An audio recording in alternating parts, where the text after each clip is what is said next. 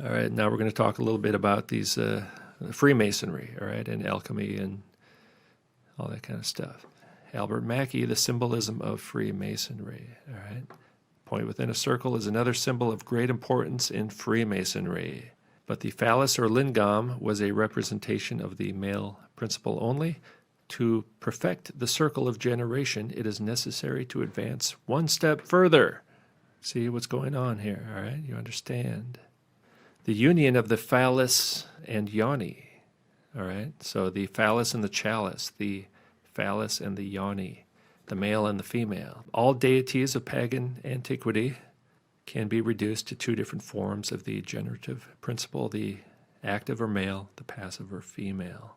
Hence the gods were always arranged in pairs, but the ancients went further. Believing that the procreative and productive powers, the male and female powers of nature, might be conceived to exist in the same individual, they made the older of their deities hermaphrodite. They basically combined these male and female gods and goddesses into one god, the hermaphrodite, androgynous god, to denote the union of the two sexes in the same divine person. Good old Marty knows about that. This might even be George here, like who knows, right? Oh, look at that, point within the circle. Here's some point within a circle from some lodge. Minneapolis Lodge number 19. 19 is a good number. They like that number 19. There's the point within a circle right there. And it says G. It's kind of small. There's a G there. For what? For Gaia, all right, inside the triangle. Gaia. There's the square. There's the compass. Again, male, female connotations there. There's the Minneapolis Valley Scottish Rite Temple. This used to be a church, a Methodist church, and then the Masons took it over, turned it into a Masonic temple. It's the Double Eagle webpage. Why is that? The Double Eagle Committee. There's a 32nd degree, two-headed eagle. Right now, I've shown the rebus. Right, I've shown that. That's what it is. Basically, it's the male and the female. It's the rebus. Corona, right there's Corona. To lose it all and rise up again, all right, like the phoenix, is the sign of a Mason. Now, where did President Trump go on her first trip after the pandemic? He or she went to Phoenix. And where did Smashing Pumpkins begin their reunion tour in 2018? Phoenix, all right? Order from chaos. The male and female, the winged entity, the horns, the light. That's the Baphomet, all right? This is from a Masonic website right here. And the cross, breasts, right? Breasts. Dissolve and coagulate, all right? That's order out of chaos. Right now they're dissolving the world, and it's going to coagulate soon. The crown, the Kether, the Antichrist, the Messiah of Judaism and Kabbalah and Freemasonry. And the eagle symbolism. Sometimes there's only one head, but it represents the same thing. It would kind of freak people out. Russia has the two heads, and some countries do use the two-headed thing. Any type of winged bird-like figure is it's the phoenix, but it's really the pagan gods. Satan and the other rebellious entities, the principalities and powers, do control all the governments in the world, actually. All right, that's what they're telling you right here. Then they have their human agents like the Rockefellers and the Rothschilds and the Trumps and the Bushes and all these people, right? And this is on your U.S. passport, right? I have a U.S. passport. It looks just like this is on my U.S. passport. If you go to any other country, you're seeing the same exact thing, all right? What's the difference? There's no difference at all. There's the Albert Mackey book. Again, the two-handed androgyne, the crown, all that stuff. There it is again.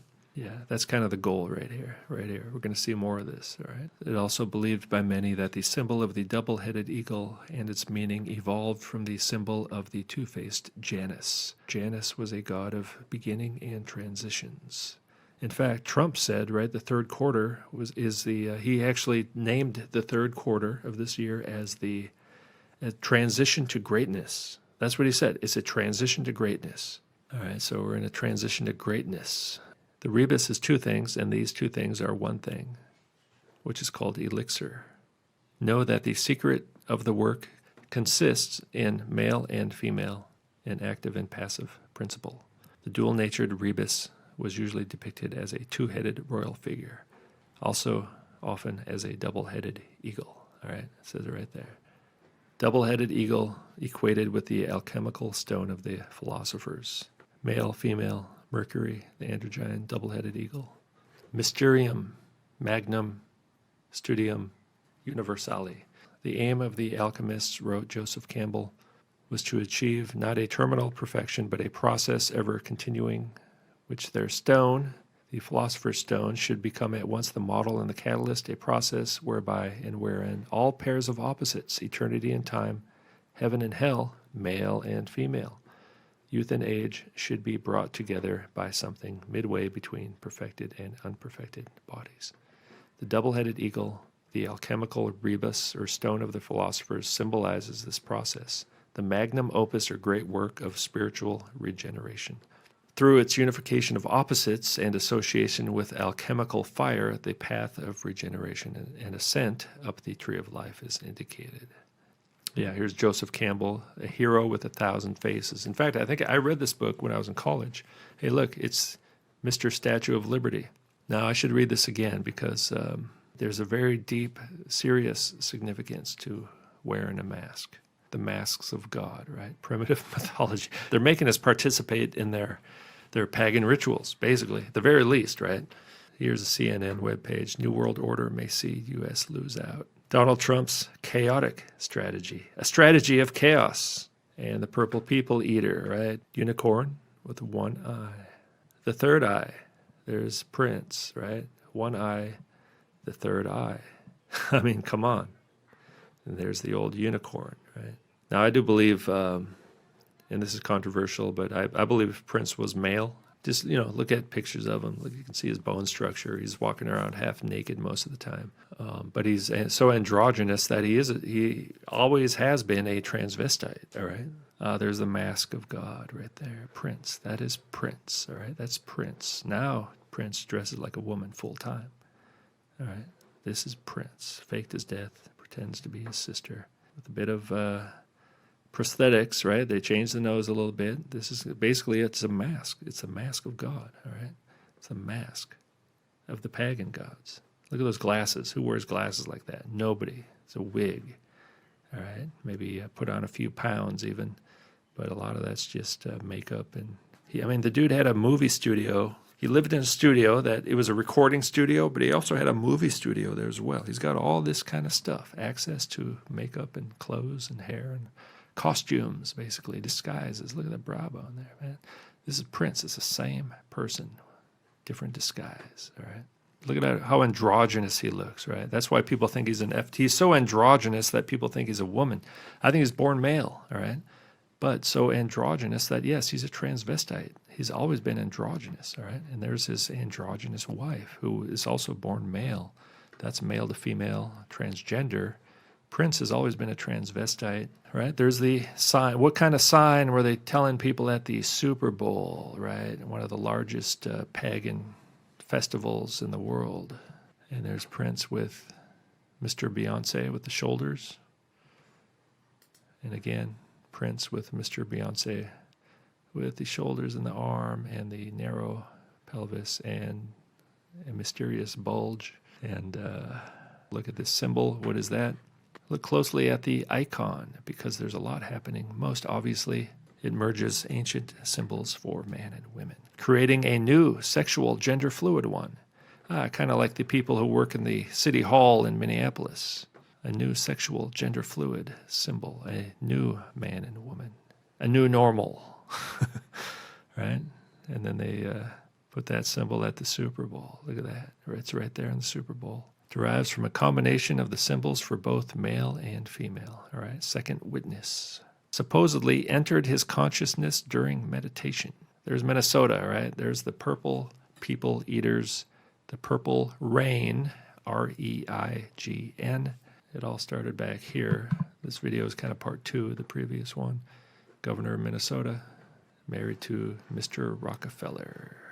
And they still control Minnesota, and they're the ones starting these riots to bring order out of chaos.